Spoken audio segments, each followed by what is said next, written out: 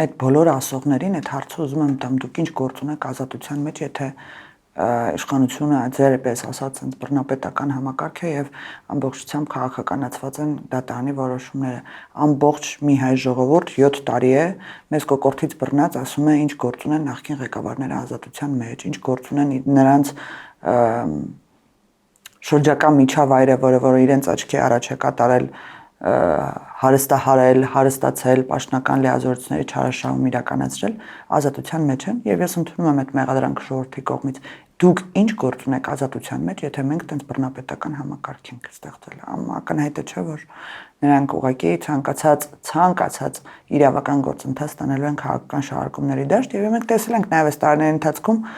ակնհայտ ունենալով փաստեր, որ հեսա քննչական գործողություններ են սկսվելու, մարդիկ մտել են քաղաքականություն, որ հետո ասեն դա քաղաքական պատվեր է, ես մտել եմ քաղաքականություն, դրա համար եմ իմ հետևից գալիս։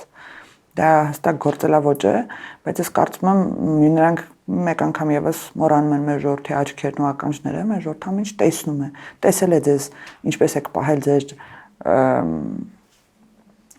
այսպես ասած համայնքում, ինչպես եք պահել ձեզ ժողովրդի հետ, իսկ Միքայել Աջապահյանն ավելին քան ակնբախ է։ Միքայել Աջապահյանը